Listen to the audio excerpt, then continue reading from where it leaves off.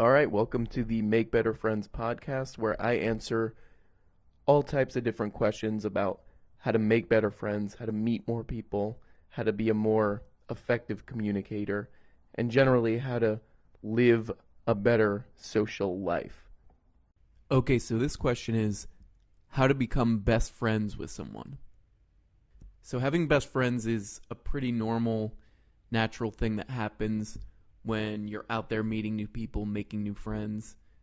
Eventually, you'll meet somebody who you like more than anyone else, and you'll want to become best friends with them. You'll want to spend most of your time with them.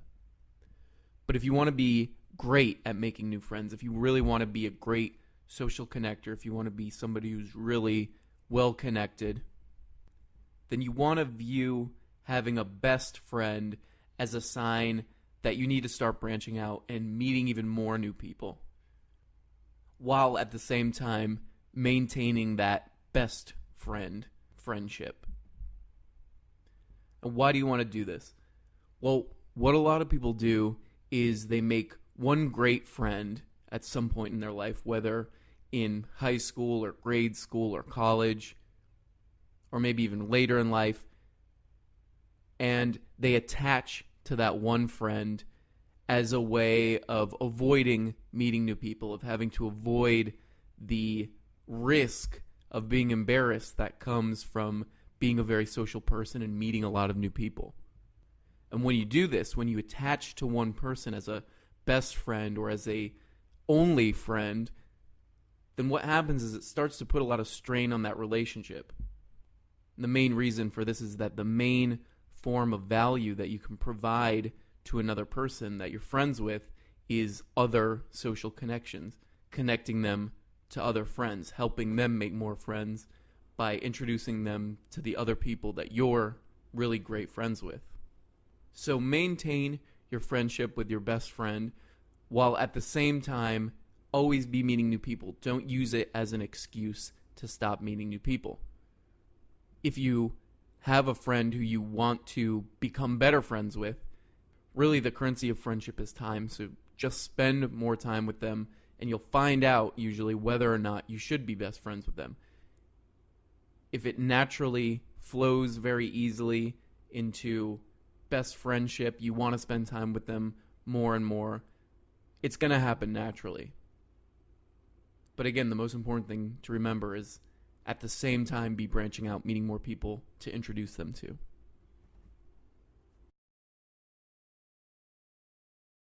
How do I start dating someone who I'm just friends with?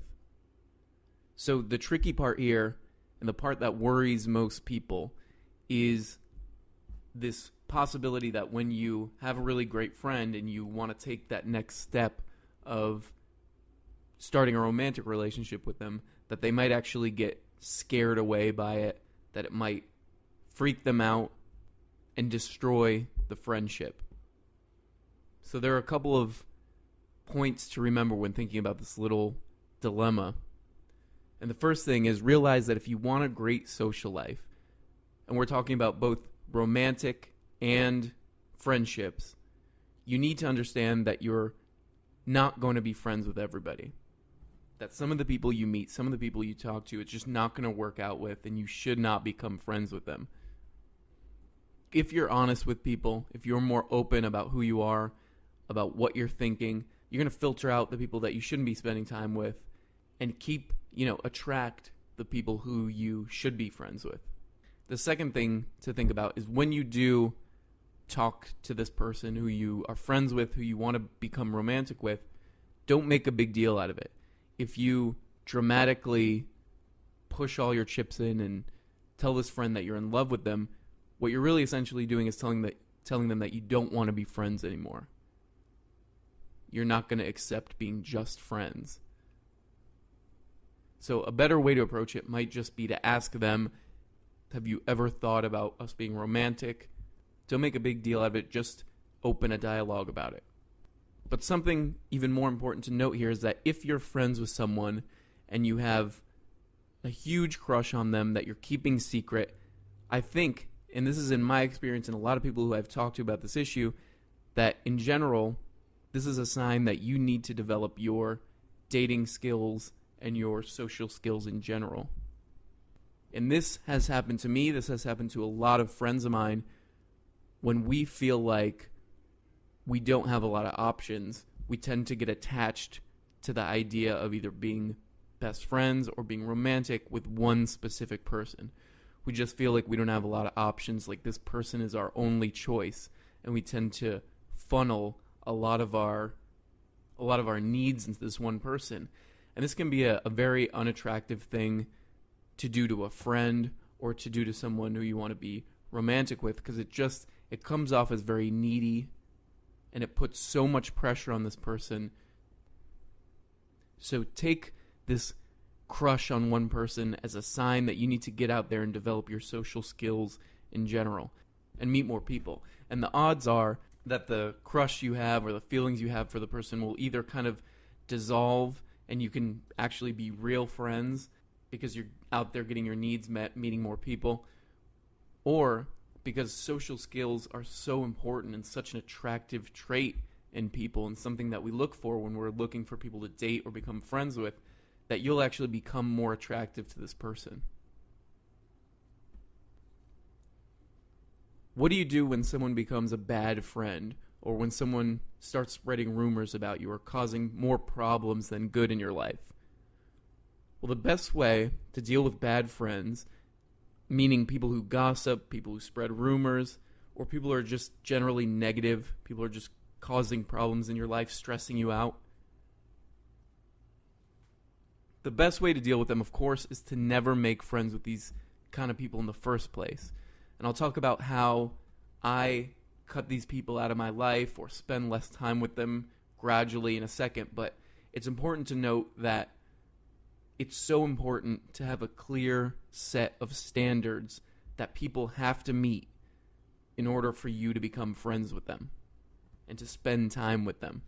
So gossipers, people who are negative, they tend to reveal themselves pretty quickly. And this is usually a sign of low self-esteem or poor self-image or a variety of different negative character traits that will eventually cause more trouble for you than good when you become friends with these people. But you want to pay attention when you first start spending time with somebody. Do they talk negatively about other people when they're not there? Do they talk about even celebrities? Do they talk bad about celebrities? Are they generally negative? You want to take these things as red flags and have something along the lines of a 3-strike policy. If they do this, that you know this is not someone you want to become friends with. So if you're already in a friendship with someone who starts turning negative, who seemed like an okay person, a good person at first, someone that you wanted to become friends with, and then they start spreading rumors or being negative, causing problems, the most important thing to do is to get active or stay active making and maintaining other friendships. And this goes back to the idea that I've talked about before, which is the danger of having a best friend, relying on one person to be your best or only friend. You want to have a good number of best friends. You want to have a social circle of best friends so that you're not expecting one person to be perfect. And if things don't work out, you have other friends to go to. You don't feel the need to stick around with someone who's causing more damage than good in your life. But one thing you want to do first before you stop spending time with someone, before you gradually spend less and less time with someone, is you don't want to put up with this behavior quietly. As soon as these red flags start happening, if someone's being negative, if you find out someone's saying rude or unkind things about you, you want to talk to them about it. You want to ask them, did I do something to upset you? Is there something we can do to fix this? And if they're open to talking about this, you can give them another chance. If they don't want to talk about it, if they avoid it, then that's another red flag that this could be a problematic relationship.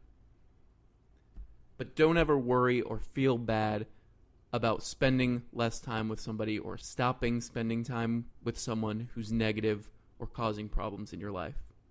Just keep getting out there, meeting more people, meeting the people who you should be friends with.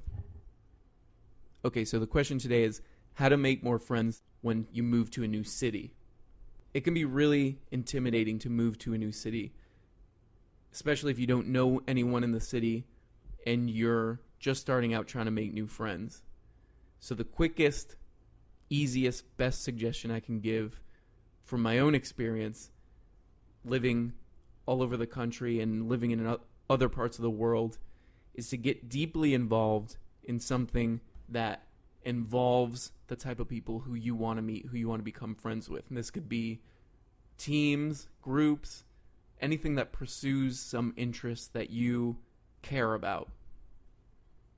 And if this doesn't already exist in the city that you move to, then a great opportunity is there for you to become a leader and start whatever group you want to be involved in. And when you do this, you actually become the center of the group and you become the center of a social community. And there are a couple reasons why joining some kind of group or starting a group, getting involved in something that pursues an interest is kind of the best way to meet new people right away, especially in a new city, is because, for one, if you join some kind of a team or group, you're usually meeting at a relatively consistent date and time. So you don't need to think about when are we going to meet, when's this going to happen. You don't have to call everybody and arrange everything. It just happens. People who can show up, and it's consistent. The other thing is that pursuing something you care about will usually lead to you meeting like-minded people, people who, because they have the same interest, it's usually a sign that they think like you in other ways, which is very important. So you're more likely to meet people who you should be spending time with. Of course, you still have to go through meeting people that you shouldn't be friends with. You still have to throw out a wide net and filter out the people who you shouldn't be friends with and keep trying and meeting as many people as possible until you meet the really great people who you know you should be friends with. And of course, the most important thing that you need to remember when you start joining or creating social groups that pursue some interest or starting teams or whatever it is, the most important thing is that you have to take initiative. You have to remember that no matter what you do, you always have the choice of either blending into the background or being outgoing and stepping up and introducing yourself to people and starting conversations. And you always want to take the outgoing, active role. Sometimes it can seem intimidating, but it's far easier, it's far funner, it's far more productive to be active when you join one of these groups, to get out there and push yourself, to talk to people, to meet new people. All right, so the important thing to know is that anyone can start a community of people or build a social circle. Anyone can start a group that pursues some kind of interest. Anybody can start a group of people who are all good friends. Anyone can be a leader this way. In fact, most people avoid this kind of leadership and look to follow others who take the lead. So this kind of person who takes initiative is very valuable. Even though any of us can do it, because of the fear of embarrassment, most of us don't. So when you do, you become valuable.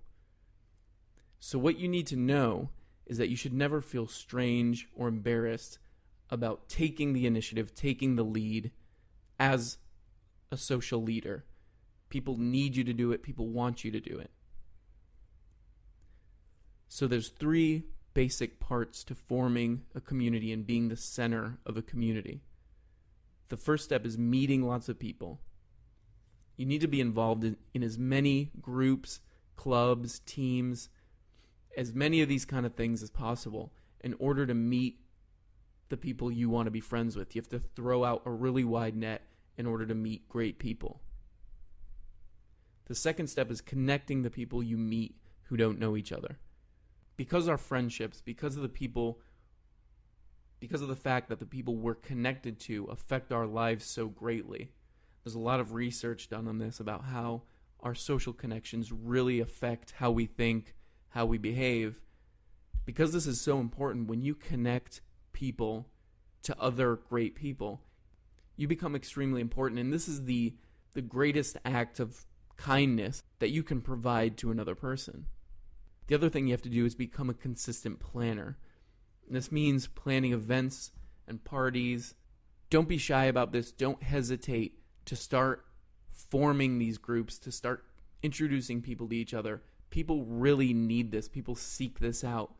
Most people don't know that this is what they want, but when you present it to them, when you start inviting them to these kinds of things, you really provide a great deal of value to them.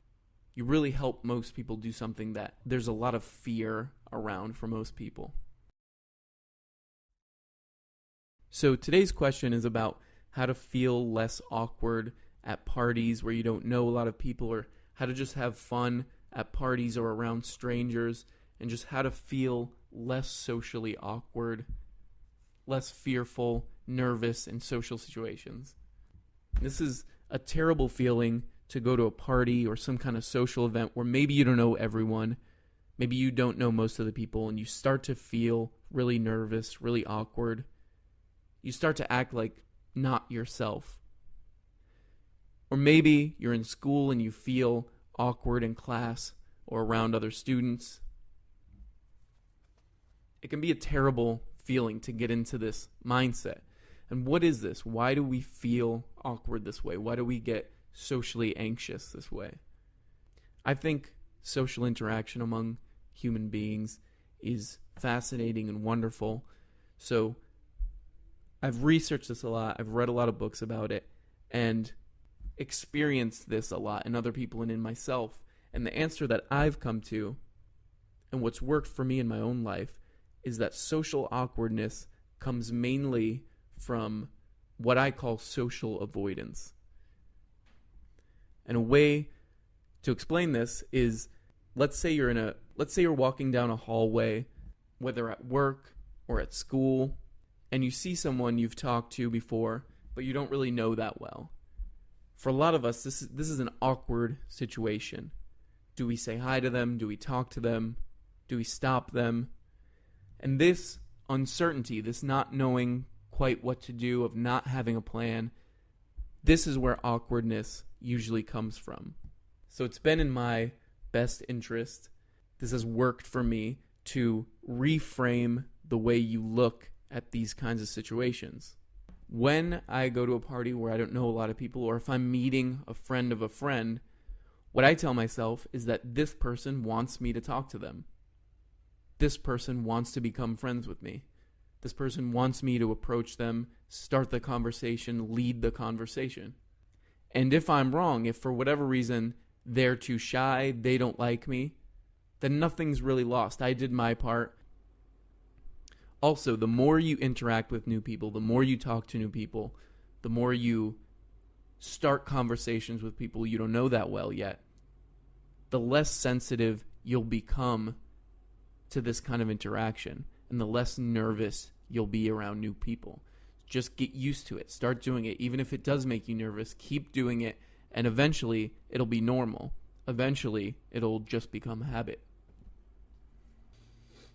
Okay, so today I'm going to answer a question about balancing friendships and romantic relationships and how you do this. And this issue, I think, is much more important than most of us think it is. Because if you don't have a healthy, non-romantic social circle outside of your romantic relationship, it'll start to have a really negative effect on your romantic relationship. And there's been a lot of research that's proven that our mental health is really connected to our social life. So not only do we need reliable friendships, but they need to be with really healthy people. So if you don't have this, if you don't have this social circle that's so important to our mental health, and you're becoming depressed, which is what usually happens when we don't have a healthy social life, our romantic partner will start to take notice of this, and it'll start to affect this romantic relationship, and it'll start to really strain it. This also touches on the idea of codependency, which a lot of people get into codependent relationships to avoid doing what really comes down to simple work of going out and meeting people, having a social circle, so that you're not getting into a romantic relationship because you have a lack of social life and you're just looking for someone to attach to. This is a really big problem when we say to ourselves, we have this person, this is all I need, I don't need to go out and meet new people. This is going to cause a lot of problems. It really doesn't work. So if you want great romantic relationships, and if you want your romantic relationship to last, you must maintain your friendships and always be meeting new friends. And the person you're with has to have their own social life, their own social circle as well. So the simplest way to do this, the most clear way to have boundaries that will protect your own mental health, is to have consistent days that are dedicated to your non-romantic friends. Those days, those events that you set up, those outings that you have, whatever it is that you do with your friends, you have to stick to those, and you have to let the person know who you're in a romantic relationship with that you're not going to compromise those days, that those days are for maintaining these friendships, going out with these people. Okay, so today's question is, how do I make friends in a small town? And I've lived in small towns, and it can be challenging to make new friends and form a social circle when there's not a lot of people living in whatever city you're living in. But it's definitely possible, pretty much wherever you are, unless you're living on a deserted island somewhere.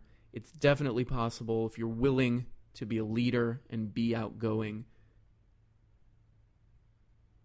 and not worry too much about being embarrassed or worry about what other people are going to think of you. And what worked for me was using the internet to connect to people and start my own groups. This is probably the easiest way. There are a lot of ways to get into groups with people, to meet new people, to get involved in a community. But I think the biggest problem when it comes to making new friends in a small town, a town where there's not a lot of people, is that there aren't a lot of groups to join. Or maybe there are groups to join, but they're just not ones that you're interested in. So you need to, if this is the case, you need to lead your own groups. You need to start your own groups. And this is something that you should be willing to do in a big city as well, because it makes you a leader, it makes you the center of a group, and it makes you more valuable. Even if you feel like there isn't anybody in the small town that you live in to be friends with, this is probably just a way that you're fooling yourself into not taking action. Unless you live on an island where there's no people, there's probably a lot of people who would make great friends. So when you start a group and when you do the work to promote that group, whether it be printing flyers, posting them up in public areas, setting up a website, whatever it takes, this is an opportunity to be creative and learn about promoting yourself and promoting your social event or your group or your team, whatever it is. So when you do this, it's like putting a line in the water. There's a chance that you might not catch any fish at all. But if you keep trying, if you keep moving the boat to different places, whatever it takes, experimenting, using different bait, eventually you're going to catch some fish. It's inevitable. You just have to keep trying until you find out what works. So today's question about being a better friend maker, being more socially connected, is about how to be a leader, how to lead a social group, or how to be more outgoing. And this is a really important thing to think about. And there are really two things that you really want to learn to do. And one is you need to learn how to meet a lot of people. This is a great skill to learn. This is a great habit to develop. And there are tons of different skills that go along with this, which are managing your time so that you have enough time to join groups, to go to events where you're going to meet people, go to more parties.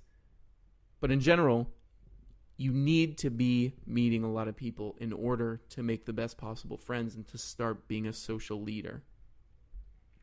The second thing you need to do is connect the people you become friends with to each other.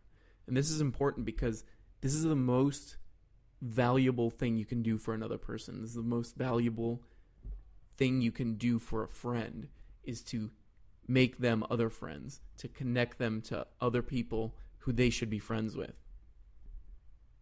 So being a social leader means taking the initiative to join lots of social events, introduce yourself to lots of people, follow up with these people, and consistently spend time with these new friends. Then introduce the friends who don't already know each other to each other. And at first, this can take lots of courage. It can be not the normal way you do things. This can be outside of your comfort zone. And the fear of embarrassment, which is not a rational fear. It's not something that's an actual danger to you. It's not something that's going to negatively affect your life, even if you do become embarrassed, even if someone does say something negative to you. If you spend any time thinking about whether or not this fear of being embarrassed is valid, it falls apart. But the problem is that this fear of being embarrassed, when it comes to meeting new people, of making new friends, it's what really holds most people back. So it's really going to serve you to just let that fear, that worry of embarrassment go.